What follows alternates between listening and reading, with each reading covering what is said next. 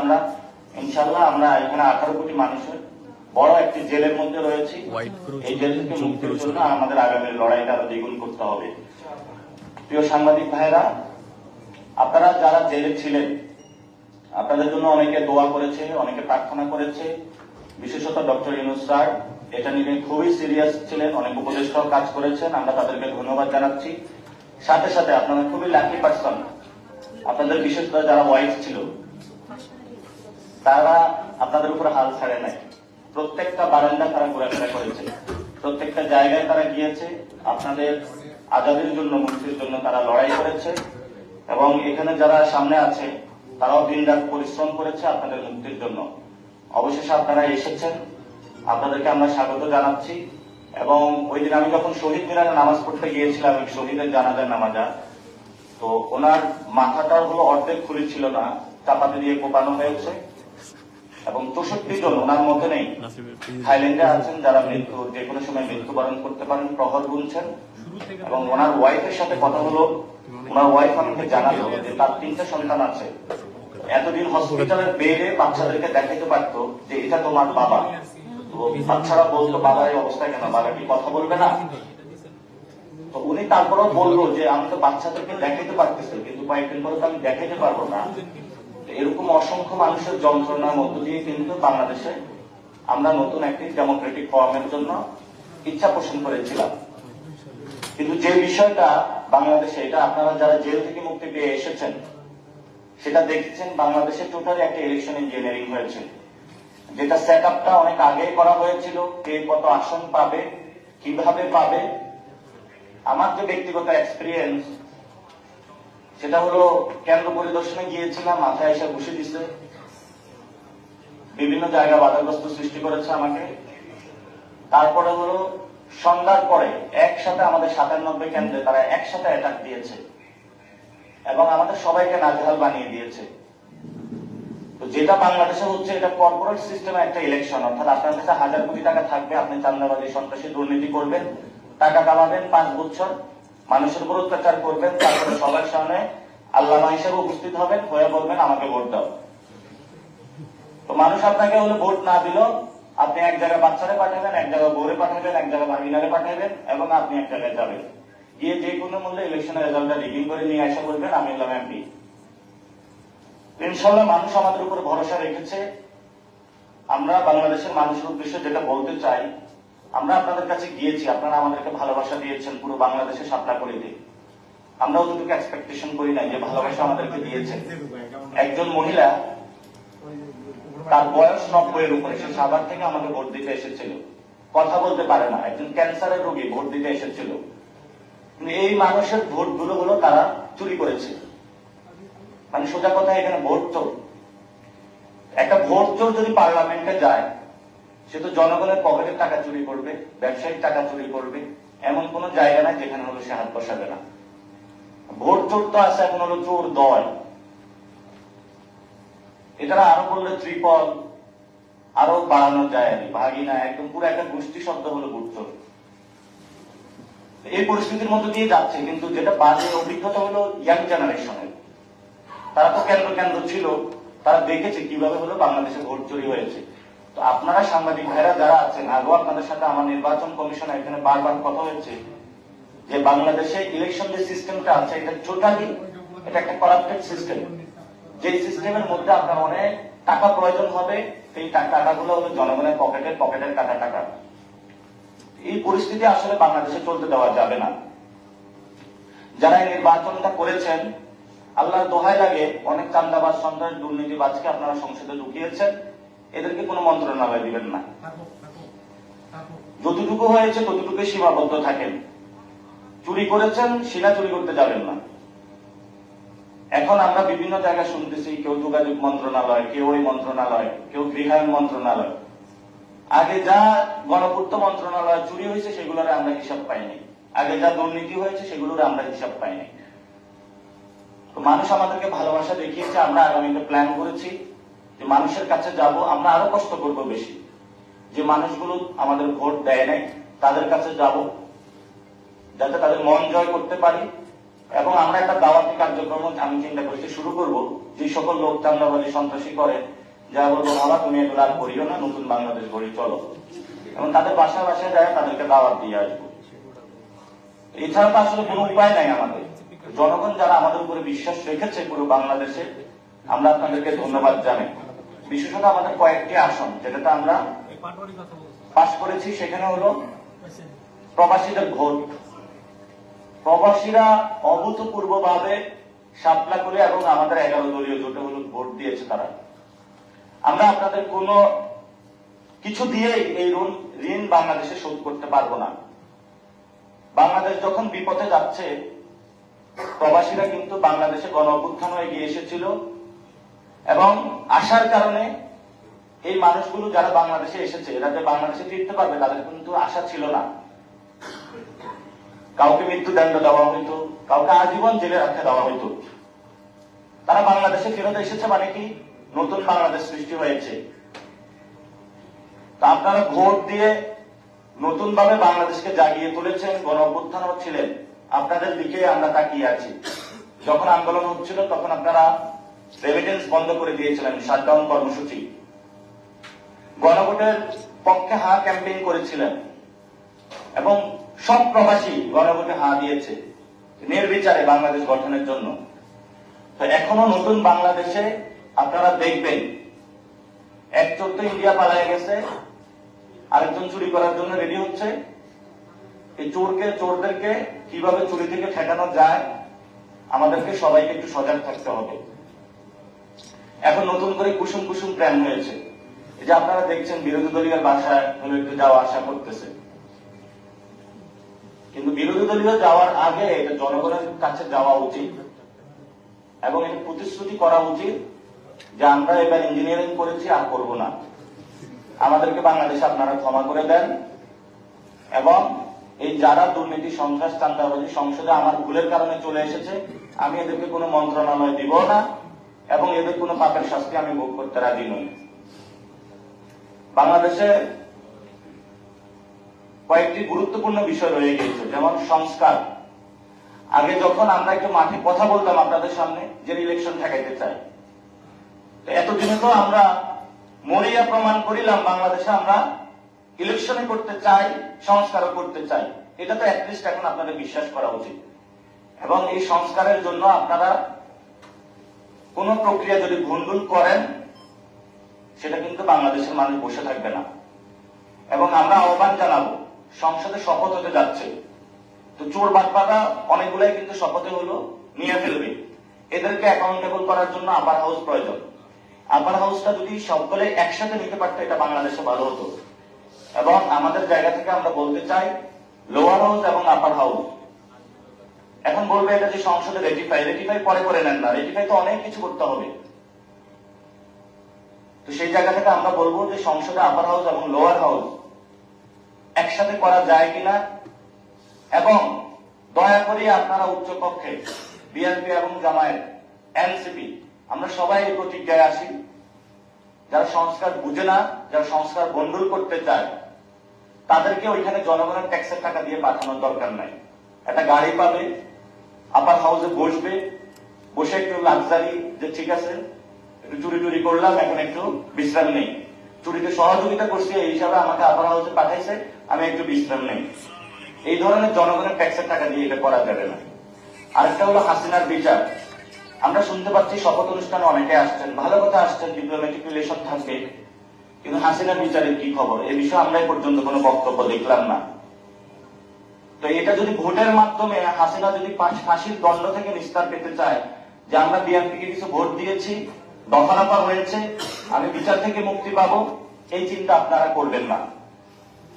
তাহলে হাসিনা এবং আপনাদের দুইটাই একসাথে হলো বাজে পরিস্থিতি আপনাদের হবে। আরেকটা নাকি চিন্তা করতেছে যে এনসিপির পোলাপাইন বেশি বাড়তেছে, এদেরকে আওয়ামী লীগ লেলায় দিতে হবে অফিস খুলে। বিএনপির দরকার কি, আমরা এখন রিল্যাক্স মোড থাকি, আওয়ামী লীগ লেলায় দিতে হবে। আওয়ামী লীগ যারা লেলায় দিবে তাদেরকে আমরা আগে ধরবো, এবং বাংলাদেশে কোনো গৃহযুদ্ধের পরিস্থিতি সৃষ্টি করবেন না। আওয়ামী লীগের বিচার হতে হবে, বাংলাদেশে সংস্কার হতে হবে, এবং নির্বাচন যে প্রক্রিয়া হয়েছে, যে ভোট চুরি হয়েছে, জনগণের কাছে তাদেরকে ক্ষমা চাইতে হবে। আমাকে প্রশাসনিক অফিস থেকে এই যে ভোট চুরির তারা সহযোগিতা করেছে, প্রিজাইডিং অফিসার থেকে তারা হলো রাতের বেলা অবরুদ্ধ করে রেখেছে এবং রিটার্নিং কর্মকর্তার অফিসের সামনে মির্জা আব্বাসের ওয়াইফ আফরুজা আব্বাস বেশি মনে ভালোবাসা সব লোকজন নিয়ে মত করার জন্য উপস্থিত হয়েছে স্বামীর জন্য। এটা কি আসলে কোন নির্বাচন? যে মানুষগুলা ভোট দিয়েছে সে মানুষগুলার আপনি ভোট চুরি করেছেন, এটা তো নতুন বাংলাদেশ আসলে হতে পারে না। আমরা আবার ধন্যবাদ জানাই প্রবাসী ভাইদেরকে এবং যারা আজকে প্রবাস থেকে জেল থেকে ফেরত এসেছেন। আমাদের থেমে থাকলে হবে না, আপনারা এক জেল থেকে এসেছেন আরো বড় জেলে এসেছেন। বাংলাদেশ নতুন জেলে হতে যাচ্ছে, যেখানে আমাদের ভাইদেরকে পাটা হাড্ডি টাড্ডি গুঁড়া করে দিতেছে বিভিন্ন জায়গায়, বিভিন্ন সহিংসতা তারা উস্কে দিচ্ছে। এত 1 বছর 1.5 বছর করেছে চাঁদাবাজি মামলাবাজি, এখন তারা সন্ত্রাসের রাজত্ব বাংলাদেশে কায়েম করতেছে। চাঁদাবাজি সন্ত্রাস দুর্নীতি তো প্রস্তুতি নিচ্ছে। সব দুর্নীতিবাজ যারা আগে দুর্নীতির সাথে সংশ্লিষ্ট যাদের নাম ছিল তাদেরকে আমরা শুনতে পাচ্ছি আবার এই মন্ত্রণালয়ের দিকে নিয়ে দেওয়া হচ্ছে। এটা আসলে কোন নতুন বাংলাদেশ না। তো বিশেষত সাংবাদিক ভাই যারা আছেন, আপনাদের উপরে কি হয় আল্লাহ জানে, আপনারাও ইয়া নাফসি করেন, রমজানে দোয়া করা শুরু করেন, দুরূদ পড়েন, তার কথা বলতে পারবেন নাকি বলবেন না বা পারবেন না। নতুন বাংলাদেশে আবার সেই ফেসিজম শুরু হতে যাচ্ছে এবং আশা করবো যে আপনাদের লড়াই আপনারা জারি রাখবেন। আপনারা কারো কাছে বিবেক বর্গা দিবেন না এবং আপনারা সেই শক্তি এবং সাহস দেখিয়েছেন। আপনাদেরকে আমরা সেলুট জানাচ্ছি, আগামী তারা আপনাদেরকে অনেক সেলুট জানাতে চাচ্ছি আমরা। মালিক কি বলছে, সম্পাদক কি বলছে, দরকার নাই শোনার। উনার পকেটে টাকা পাইছে, আপনি তো পান নাই। যে টাকা বেতন পান এই টাকা দিয়ে তো বাসা ভাড়া দিতে পারেন না। তো মালিকরাও হলে বুক করছে, সম্পাদকরাও বুক করছে। তাহলে আপনিও বলেন, ওই যে দানের শেষে হলো টাকা খেয়ে অনেকে সাপলাগুলিতে অথবা দাঁড়িয়ে পাল্লা অনেকে বলছিল নাকি ভোট দিবে, আপনিও বলেন যে মালিকরা বলবেন আমাদের পকেটেও কিছু দেন, তারপরে তো কিছু অংশে টাকা আসবে দুর্নীতিবাজ মানুষের পকেটের টাকা। এই জন্য আমরা বলবো নতুন বাংলাদেশে সাংবাদিকদের স্বাধীনতা কেড়ে নেওয়া যাবে না, তাদের মোবাইল কেড়ে নেওয়া যাবে না, কোন প্রাণীকে লাথি মারা যাবে না। আমরা এগুলোর বিরুদ্ধে শক্তিশালী ইনশাআল্লাহ ভাবে দাঁড়াবো এবং প্রবাসী ভাইদের সাথে এনসিপি আছে, থাকবে, ওনাদেরকে নিয়ে আমরা নতুন বাংলাদেশের পথযাত্রা ইনশাআল্লাহ এগিয়ে যাব। সবাই ভালো থাকবেন, দোয়া করবেন। রমজানে মসজিদে মসজিদে তারাবিতে দেখা হবে। হ্যাঁ, একটু আমরা একটা কর্মসূচি চালু করতেছি, 3টা কর্মসূচি। আমরা বিভিন্ন জায়গায় আমাদের ঢাকা আকাশে আমরা ইফতার করবো। 30 মসজিদে তারাবি করবো, জনগণের সাথে যাব। যারা আমাকে ভোট দিয়েছে তাদের বাসায় দাওয়াত খাবো, আর যারা চান্দাবাজ সন্ত্রাস দুর্নীতি করেছে তাদের বাসায় হেদায়েতের দাওয়াত নিয়ে যাবো যে ভাই এগুলা ছেড়ে যাও। এত মাঠে শক্তি নাই, সারাদিন আন্দোলন করবো। বাসায় যায়া ওরা দাওয়াতও দিয়ে আসবো, তো ওর বাসায় মনে খাওয়া যাবে না, কারণ এগুলো দুর্নীতির টাকা। বলেন ভাই।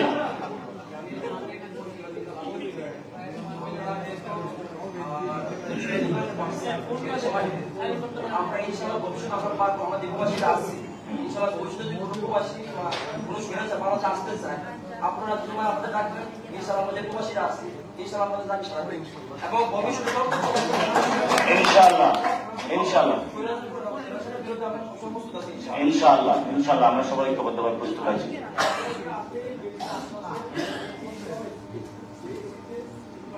জি,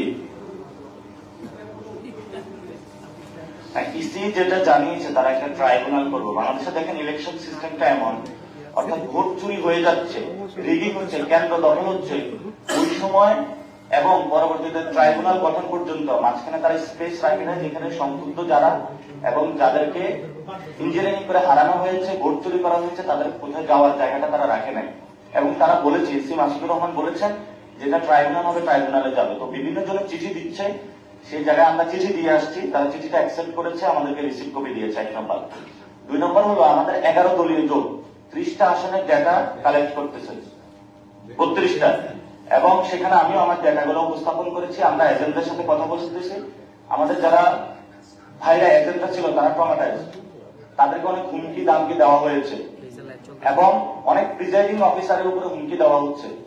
আমরা তাদের কাছেও যাচ্ছি এবং সেখান থেকেও একটি ডেটা প্রেজেন্টেশন হবে। আপনারা দেখেছেন প্রত্যেক আসন নিয়ে কথা বলা শুরু হয়েছে এবং আমাদের জায়গাটা থেকেও কথা বলা শুরু হয়েছে। তো ট্রাইব্যুনালের মামলার খবরগুলো আমরা জানি। একটা মামলায় হয়েছিল, সেটা হলো সাইদি সাহেবের মামলা ট্রাইব্যুনালে, আমি যতটুকু খোঁজ নিয়েছি ওই মামলা পরবর্তীতে সাইদি সাহেবকে হলো জয়ী ঘোষণা করে, কিন্তু জয়ী ঘোষণা করতে করতে এই যারা ভোট চোর তারা 5 বছর সংসদে যায় জনগণের উপরে পকেটের টাকা চুরি করেছে।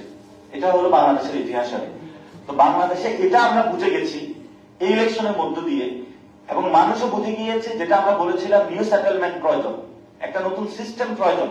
ব্যক্তি পরিবর্তন হলে হবে না, পুরো সিস্টেমটা পরিবর্তন করতে হবে। এটা পুরো ইয়াং জেনারেশন বুঝে গেছে, এবং মা খালা চাচি বুড়া সবাই বুঝে গেছে। তো ফলত আমাদের সামনে রাজনীতিটা আমরা ওইদিকে অগ্রসর হচ্ছি। আমাদের রাজনীতি সন্ত্রাস চাঁদাবাজি দুর্নীতির বিরুদ্ধে আমরা সরব থাকবো। নতুন সিস্টেম বাংলাদেশে গঠন করতে হবে যাতে আগামীতে তারা ভোট চুরি না করতে পারে। আর যারা এখন ভোট চুরি করেছে, যারা তারা আবার পকেটের টাকা চুরি করতে না পারে, জনগণের উপরে নির্যাতন সহিংসতা না চালাইতে পারে, সে বিষয়ে আমরা মাঠে নামতেছি। ধন্যবাদ, দোয়া করবেন ইনশাআল্লাহ।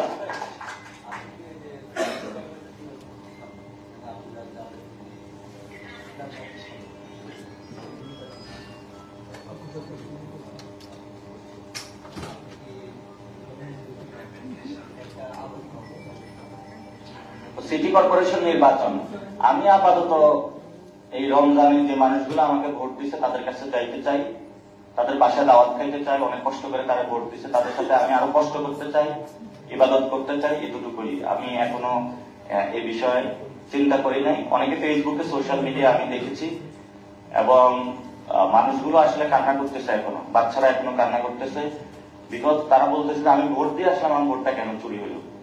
আমার তো ওই মানুষগুলোতে আগে যাওয়ার প্রয়োজন, যাতে আমি এখানে ঐক্যবদ্ধ ভাবে এই মানুষগুলোর পাশে থাকতে পারি। এবং অনেক ব্যবসায়ীর উপরে অলরেডি বলেছে, যেমন এক ব্যবসায়ী আমাকে জানিয়েছে তার কাছে 10 লাখ টাকা চাঁদা চাইছে। সে যদি চাঁদা দেয় তাহলে তার দোকান থাকবে, নাহলে দোকান থাকবে না। এই মানুষগুলোর পাশে আমাদের গিয়ে দাঁড়াতে হবে, আমি সেটা করতেছি। তো আমি এখনো পরিকল্পনা করি নাই। এটা হলো মানুষ যদি চায় বাংলাদেশে নতুন কোনো কিছু, আমাকে যদি কোথাও চায়, এটা আল্লাহর পক্ষ থেকে আসে, আমি এটা বিশ্বাস করি। এবং ইনশাল্লাহ আমাদের এই সংগ্রাম চলবে দ্বিগুণ গতিতে ইনশাল্লাহ।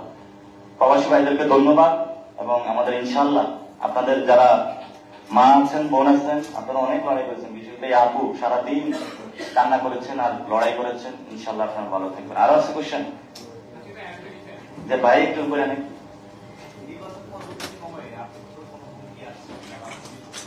আসছে, তো সেগুলো হলো বিএনপির লোকজন আমার বাসার সামনে মানে ঘোরাফেরা করে। তখন আমি বলেছিলাম যে দেখতে পাইলে যদি কোনো আমার উপরে অ্যাটাক হয়, অ্যাটলিস্ট ঢাকা আটে, আমি কিন্তু একজন কেউ ছাড়বো না। আপনারা দেখেছেন যখন ইনকিলাব মঞ্চের উপরে হামলা হয়েছিল, আমি রাজু ভাস্কর্যে বসে সবাইকে সেভ করে নিয়ে এসেছিলাম, এবং রিটার্নিং কর্মকর্তার অফিসে যখন ছিলাম সেখানে কিন্তু সবাই আমাকে জানিয়েছে সবাইকে ডাকার জন্য। আমি কিন্তু গণতান্ত্রিক পরিবেশ নষ্ট করতে চাইনি। আমি গণতন্ত্রে বিশ্বাসী, আমি শান্তিতে বিশ্বাসী, আমি কোনো অরাজকতা তাদের ফাঁদে পা দেই নেই। ফলত আমি মানুষের সামনে চোখে দেখিয়ে দিয়েছি যে বাংলাদেশে দেখেন কিভাবে হলে ভোট চুরি করা হয়, ইলেকশন রিগিং হয়, আপনারা দেখিয়ে দিয়েছি। আমাকে হারানো হয়েছে, আমার জন্য আমি দুঃখ পাই না। যে মানুষগুলো হলো অনেক কষ্ট করে এসেছে, আমি তাদের জন্য দুঃখ পাচ্ছি। জীবনের প্রথম ভোট দিয়েছে, সেই ভোটটা চুরি করা হয়েছে। আমরা ইনশাল্লাহ এগুলোর জবাব নিব বাংলাদেশে ইনশাল্লাহ। জি ভাই,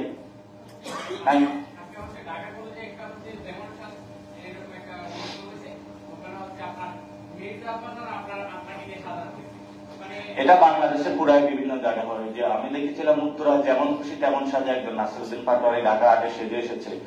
তো আমি দেখলাম যে যারা বাচ্চারা তারা কান্নাকাটি করতেছে বেশি।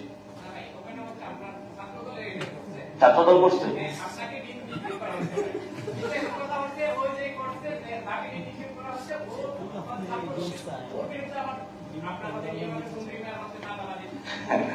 ওরা তো চাঁদাবাজ দল। এবং আমাদেরকে আমরা বলেছি যারা ডিম নিক্ষেপ করবে আমরা তাদেরকে ফুল দিব। আমরা কারোর সাথে না, আমরা তাদেরকে বুঝাবো, এবং সে মরার আগ পর্যন্ত আমরা তাদেরকে হেদায়েতের দাওয়াত দিব। যদি মরার আগ পর্যন্ত হেদায়েতের দাওয়াত না পায়, সে ভালো না হয়, তাহলে আর কি করবো? কবরের উপরে যায় চান্দাবাজ লিখে দিয়ে আসতে হবে। আর কিছু করার আছে আমাদের? বলেন, আপনার কিছু করার আছে?